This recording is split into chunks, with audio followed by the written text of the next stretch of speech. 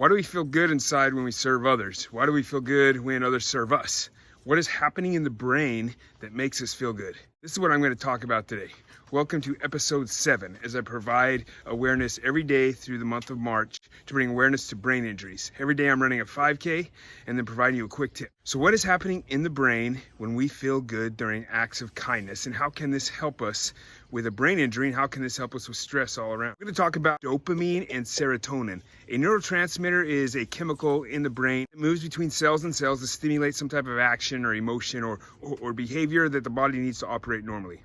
Now, if you're a religious person, if you are a Christian or a Muslim or Buddhist, or just believe in overall happiness in life, you may believe that there is a spiritual impact that's influencing this part of the brain to release those neurotransmitters. Myself, as a Christian in faith in Jesus Christ, I know that when I do an act of kindness, the love of Christ that stimulates these portions of the brain to make me feel good. If you read in the Quran, it talks about how Allah wants you to do good to those around you, and that helps stimulate these good feelings. But let's talk about what is happening in the brain at that time. So dopamine.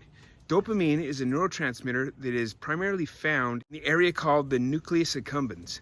This is where it's primarily secreted from. Now, serotonin is found in an area in the midbrain called the RAF nuclei. When you have a brain injury, we're going to see a decrease in dopamine, and we're going to see a decrease in serotonin. So we need to do what we can to help influence it, and we can do that through random acts of kindness to strangers we don't even know. This decrease in dopamine is going to impact our cognitive issues, our memory issues, our ability to problem solve and to make sense of things. And influencing the release of dopamine and serotonin is going to help you recover faster. Feel-good neurotransmitters such as dopamine and serotonin, they are released when the parasympathetic nervous system is active. So the parasympathetic nervous system is your rest and digest.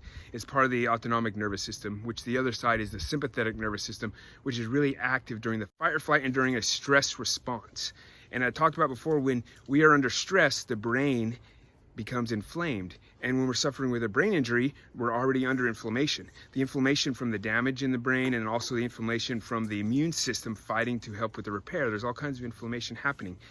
And by doing things to release more dopamine, we're going to help counter that inflammation. Dopamine is also going to help with your motivation, because during a brain injury while we're suffering and the brain injury is trying to become who we are, we're fighting off it. We're trying to stay as motivated as possible. Doing random acts of kindness is going to naturally release this dopamine and going to make you feel better and be more positive. When you go out to help others in the face of your injury, it's going to help you recover. I challenge you to go on the hunt for acts of kindness. Every day, say, I'm going to find someone I do not know, and I'm going to do something kind for them. Whether that's opening a door, whether that's letting that butt in line in front of you at Walmart, decreasing your road rage. But here's a good challenge I challenge everyone to do. Next time you go through a drive-thru at a fast food place, pay for the person's meal behind you.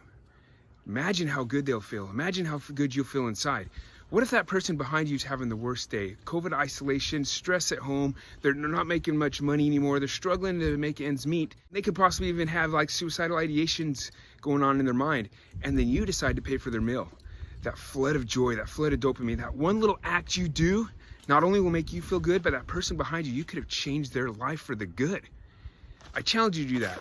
Heck, I'm not going to challenge you to do something unless I've done it myself. All these things that I share, I've done it myself. So let's do it. I'm going to go now and let's go pay for someone's meal. Let me go find somewhere. I don't like to eat at fast food. I'll find somewhere where I can order something nice. It's good for my body, and we'll pay for the person's meal behind us. I hope it's not like a van full of 100 kids, but whatever. We'll go pay for it. Let's go. All right, I'm at McDonald's. It's one of those double lines, so maybe I'll pay for 2 people's meals. Extra release of dopamine. With a bottle of water? Yep. Can I pay for the meals of the next 2 cars behind me? You have another card? There's got to be separate cards, or put them all on that one. Well, I can't, well, I gotta grab them in, or you want the same card more than once.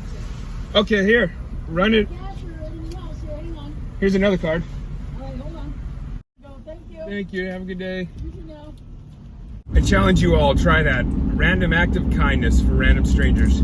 I guarantee that lady's gonna have a great day, feeling good inside, and gonna have a good day as she's headed to work. Do it. Do it now.